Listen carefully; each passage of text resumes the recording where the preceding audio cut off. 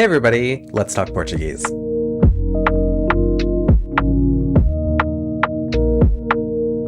In today's video, we're going to be talking about Mozambique and the Portuguese spoken in it. This is the next in a series of videos that I have about Portuguese as it is spoken in Africa, so if you've missed my videos about Portuguese in Africa or Angola, I recommend that you go watch those videos and come back to this one. I will certainly be referencing the video that I did about Angola in this video because both countries have quite a lot of parallels between them. So to start today's video, we need to talk a little bit about the country of Mozambique itself. Mozambique is a country located in the southeast of Africa. It is bordered by major nations including South Africa, Zimbabwe, Zambia, and Tanzania. Portuguese, of course, is the only official language of the country, and we'll get more into that in a little bit. The country takes its name from the island of Mozambique, located in what is now the Nampula province, and Mozambique is derived from a former ruler of the island of Mozambique, Moçambique. The island of Mozambique was also the capital of Mozambique until colonial authorities moved it to the city of Maputo in 1898. In that time, however, Maputo was not called Maputo, it was called Lourenço Marques. And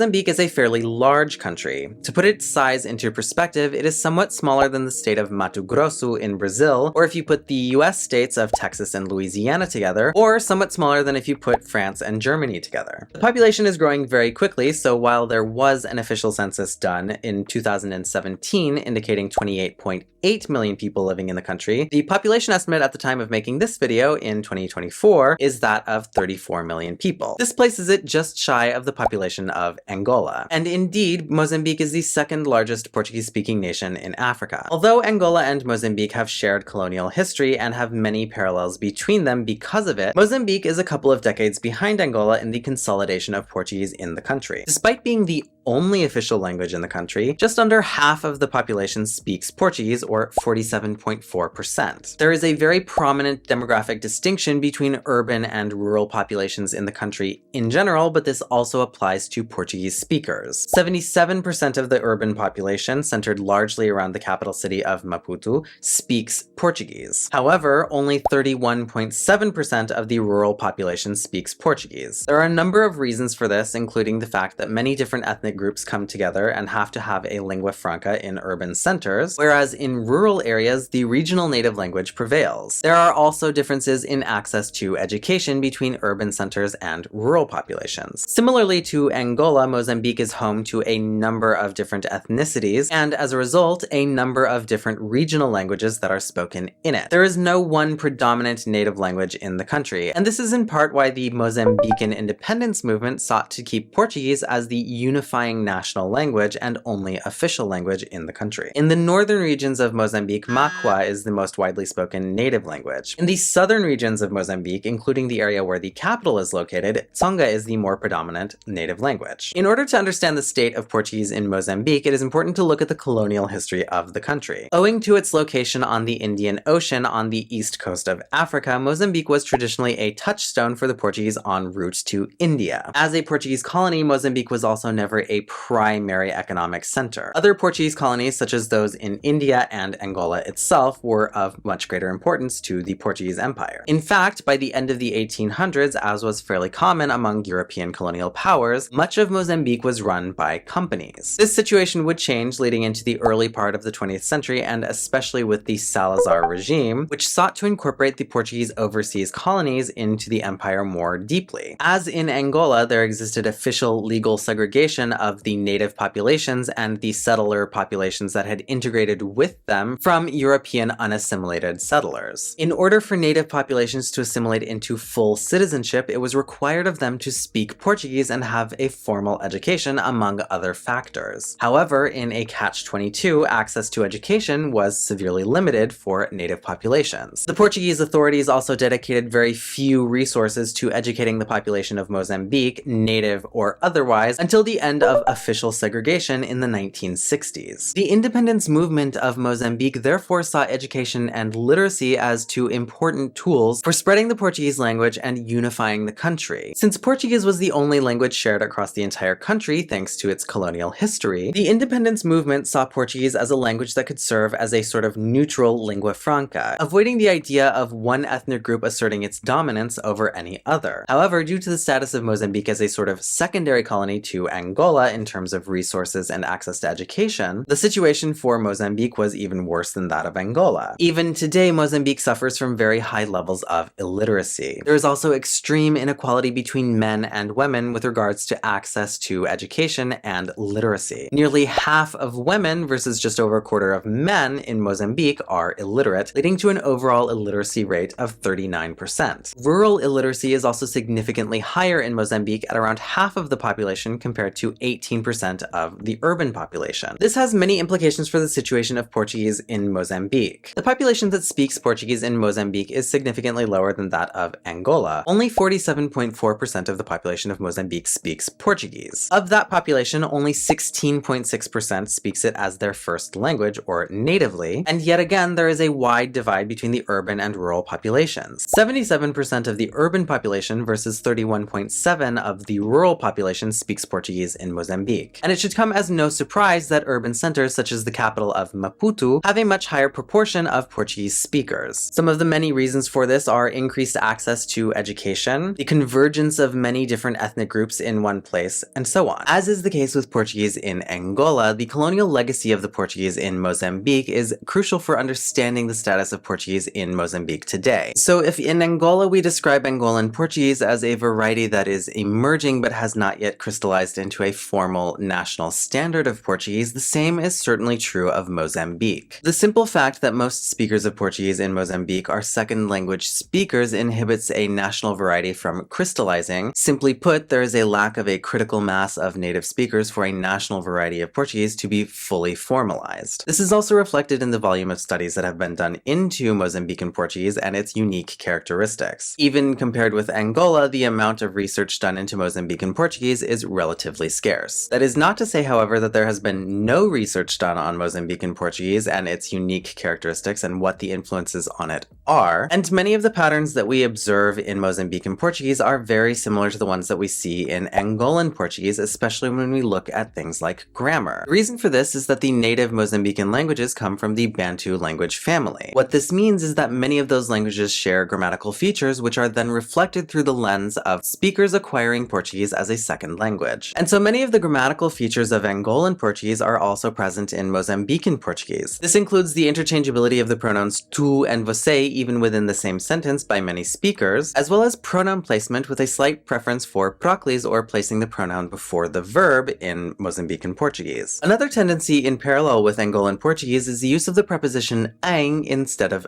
a. A scholar and author who has described Portuguese in Mozambique at length, including its many unique shifts and characteristics, is Perpétua Gonçalves. I will include some reading recommendations in the description of this video. One area in which Mozambican Portuguese can be seen to be quite thoroughly in transition is in the realm of pronunciation. Urban speakers are much more likely to adhere to a European pattern of pronunciation in their Portuguese. Their Portuguese will follow a much more normative standard of pronunciation of Portuguese, albeit with some local characteristics. However, rural and second language learners of Portuguese in Mozambique at large tend to have more pronounced differences in their pronunciation influenced by their native languages. Unlike European and Brazilian Portuguese, the strong R in Mozambique is nearly always rolled. And the trill of the strong R, that is the R in word initial position, double R, or R coming after a nasal vowel, is a weaker trill than the traditional rolled R in European Portuguese. Particularly among non-native speakers in the country, word final R is also often eliminated. And in comparison with European Portuguese, vowel reduction is often significantly reduced. In Mozambique, unstressed vowels more often retain open qualities, and unstressed E, especially at the end of words, tends to have an E sound instead of the Portuguese Similar to Angolan Portuguese, lenition is also not highly present among Mozambican speakers. Lenition, of course, refers to the softening of certain plosive consonants, which is very common in European Portuguese. For example, this is why European speakers often say the instead of duh. If you're interested in a more detailed look at how Bantu language grammars have affected Portuguese as it is spoken in countries like Angola and Mozambique, leave me a comment down below and I will certainly think about making a video going into greater detail about it. And to round out our description of Mozambican Portuguese, we have to talk about the Orthographic Agreement of 1990. While Angola is the only country that worked on the Orthographic Agreement but has yet to ratify and implement it, Mozambique has ratified the Orthographic Agreement but has not really made any great steps to to implementing it. Since the ratification of the Orthographic Agreement in 2012 in Mozambique, the country has stated that it will take the time it needs in order to implement its usage in the country. Given the extensive need for greater access to education in the country, more infrastructure for it, and more resources dedicated to it, it is not particularly surprising that the Mozambican government has had other priorities. Given the rapid increase in its population and the economic situation of the country, the future of the consolidation of Portuguese in Mozambique is somewhat uncertain. It is clear that urban Mozambique is following the footsteps of Angola in consolidating Portuguese as the primary language of use, but the status of Portuguese in rural Mozambique is significantly more uncertain. Security issues and armed conflict in the very north of the country also put a question mark over the consolidation of Portuguese in that region. In order to provide some examples of Mozambican Portuguese, we can look at media production. Media production in Mozambique is somewhat less developed than it is in Angola. This is of course reflected in things like the amount of large TikTok and YouTube accounts that are present in the country, but also in formal media production. That being said, I have found a few channels on YouTube where you can hear Mozambican Portuguese as it is spoken by a wide variety of speakers. This includes professional media production like Composha Multimedia. Composha has worked with government agencies in Mozambique as well as other formal media productions. In their videos, you can hear both formal and informal Mozambican Portuguese. Fica difícil. Fica difícil, meu irmão, explicar.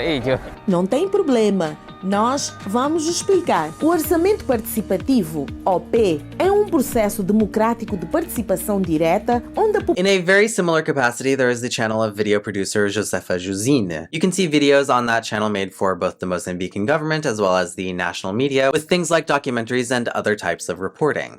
Uma fotografia mais sensual, mais intimista.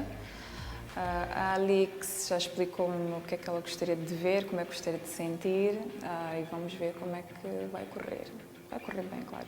One example of a Mozambican YouTuber is Kelvin Matangala. He has since moved to Portugal but got his start in Mozambique itself. Oi, Aromami, espero que vocês também estejam. E hoje eu estou aqui para conversar convosco sobre uma cena que eu já devia ter feito há muito tempo. Como vocês gerem a área financeira? Teríamos muita cena para falar. É mais fácil eu bancar um dia, fazer um vídeo sobre finanças. Não que sejamos más. Eu não sou. Somos. There are also, of course, national broadcasters such as Televisão de Moçambique and Miramar, which have countrywide reach. And so with that, we conclude our overview of Mozambique and the Portuguese spoken in it. As I said before, if there's a specific topic that you'd like to learn more about or you'd like me to talk more about on my channel, don't hesitate to let me know in a comment down below, and I will look into making a video about that in the future. There is, of course, plenty more to cover in more technical linguistic detail, so if you'd be interested in that, I would be happy to make more videos about it in the future. So that's all I've got for today's video. I do hope you enjoyed it. If you did, if you learned something or otherwise found it interesting, give me a thumbs up down below. You might think about subscribing to my channel if you're not already. I have a ton of videos about Portuguese and linguistics topics, so if you're looking to dive further into the Portuguese language and learn a little bit more about how it works from a linguistics perspective, you're in the right place. But for now, I will see you next time.